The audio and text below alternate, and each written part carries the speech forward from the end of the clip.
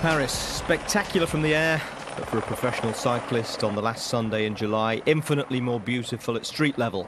Now, you might think that Lance Armstrong was fully sated as far as moments of glory went, but he was never likely to leave his final tour without trying to make some sort of mark.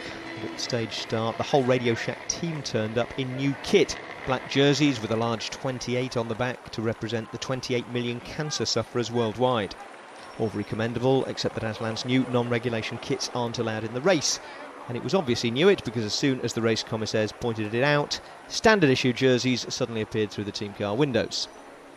The problem was that they didn't have race numbers on them, so all his teammates had to pull over to change from one to the other, while the peloton ground to a halt in front of them. Up at the front, the Alberto and Andy show was still running, the pair of them mocking up a bit of a race for the cameras, except that Andy slightly overdid the authenticity by having a problem with his chain. It looked like part of the joke at first, but not by the time he'd been forced to change his bike. Once the messing about was over and the annual kamikaze attacks on the Champs-Élysées had been chased down, all that was left was the final sprint. Mark Cavendish was favourite to take it. The question was whether Alessandro Petacchi would finish close enough behind him to keep the green jersey. This is where the race can be won, on this straight, as they go into the last kilometre. Lancaster's up there looking for his man, and there's the big lead out now. There you can see the riders from Cervelo test team are trying to sort out their man from Norway. Inside of a kilometre to go. Thor Hushovd is right up there. He's got to get himself into the top three, Phil, if he wants to win the green jersey again as he did last year. Julian Dean is being moved up on the right for Gorman transitions now. Everybody wants an in on the last stage of the Tour de France. Hushovd is tucked in off to the left, you can't quite see him, and it looks as though they're taking command. Now we can see Hushovd as well. This is going to be the flick as they cross the Concorde.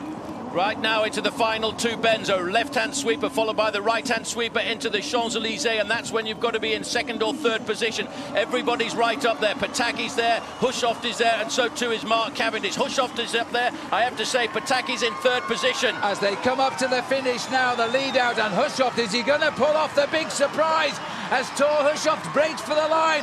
Now where is the Max missile? There he goes, over the top. Somebody just launched him, and forget it, because Mark Cavendish is streets ahead of the Tour de France when it comes to a sprint finish, and Petacchi comes over in second place.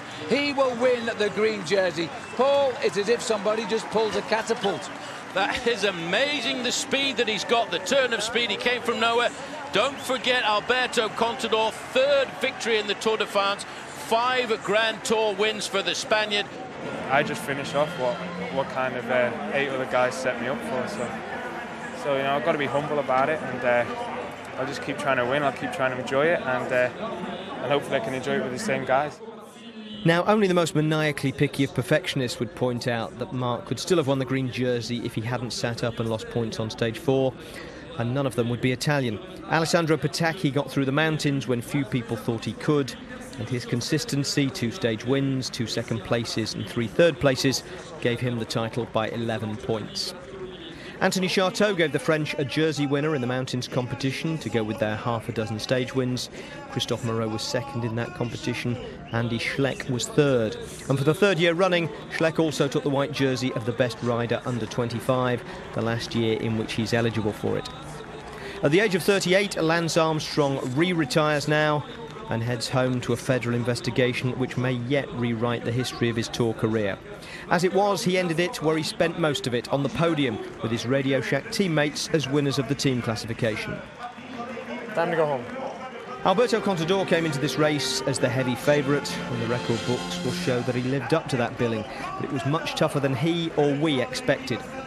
Andy Schleck pushed him close and may yet push past him as their rivalry grows. For those of you who haven't seen him in the race to this point, that's Denis Menchov on the right, who rode quietly but well and finished 3rd behind the 3-time winner. I am very happy, because every people say that I won the Tour de France in the Tourmalet, but yesterday was a very, very hard day. And today also is important, because it's possible a crash or a problem mechanic in the last kilometers. But no, the Tour de France is finished, and I am very happy. Andy, 39 seconds. When you go to sleep tonight, will you be thinking about 39 seconds? Will it keep you awake at night? No. I'm finished with it, you know. It's behind, you know, if it's actually it's pretty funny because yesterday before I started the time trial, I said to my roommate Nicky, I said, you know, if I lose, I hope, you know, it's like 45 or 50 seconds. I told him, I hope it's not 39 seconds. I come to the hotel yesterday night and, you know, it's 39 seconds, but doesn't matter, it's lost.